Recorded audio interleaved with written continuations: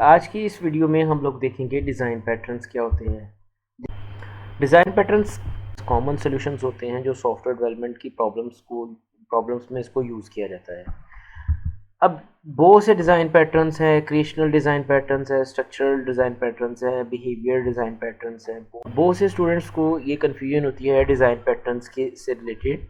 तो design patterns को हम क्यों यूज़ करते हैं प्रोग्रामिंग में? Basically they solve common problem in smart and reusable way. के बारे में हम देखते हैं कि ये एक टेम्पलेट की तरह काम करते हैं that help programmer write code in easy and fast and more organize way. बहुत से हमारे पास डिज़ाइन पैटर्न है, बट ये कॉमन डिज़ाइन पैटर्न है जो हमारे पास यूज़ किए जाते हैं।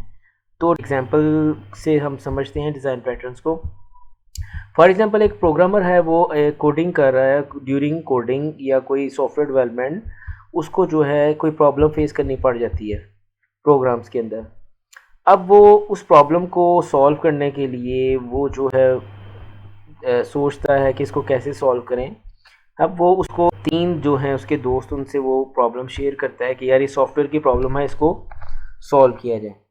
जो पहला दोस्त है वो एक अपनी स्ट्रेटजी के थ्रू इस प्रॉब्लम को सॉल्व करता है, पर वो नहीं सॉल्व कर पाता। सेकंड जो है वो स्ट्रेटजी जो है इम्प्लीमेंट करता है और उसको सॉल्व करता है, लेकिन वो एवरेज सोल्यूशंस जो है उसका होता है। तो स्ट्रेटजी 3 जो है हमारे पास, वो थर्ड पर्सन जो है वो सॉल्व करता है अकॉर्डिंग टू स्ट्रेटजी 3, तो उसका गुड सोल्यूशन निकालता है, लेकिन वो उस प्रॉब्लम का बेस्ट सोल्यूशन नहीं था। हमें किसकी ज़रूरत है? We need a best solution. तो इसलिए हम सॉफ्टवेयर डेवलपमेंट प्रोसेस के अंदर या कोई भी प्रोग्राम जो है हम लोग प्रॉब्लम्स के सोल्यूशंस के अंदर जो है डिज़ाइन पैटर्न्स को यूज़ करते हैं। We need a best solution. तो हम डिज़ाइन पैटर्न्स के थ्रू इन प्रॉब्लम्स को सॉल्व कर सकते हैं और वो प्रॉब्लम्स हमारे सॉफ्टवेयर डेवलपमेंट प्रोसेस में रिमूव हो जाएगी। अब इस सारी बात को करने का मेन मकसद यही था कि जो इस बंदे का टाइम जो है स्ट्रेटजी 1 के ऊपर वेस्ट हुआ है, ठीक है, स्ट्रेटजी 1 इम्प्लीमेंट करने पर स्ट्रेटजी 2 जो है सेकंड पर्सन के ऊपर और थर्ड पर्सन के ऊपर जिसने वेस्ट किया है टाइम। तो डिज़ाइन पैटर्न्स क्या करते हैं, ये ऑलरेडी बने बनाए सॉल्यूशंस हैं।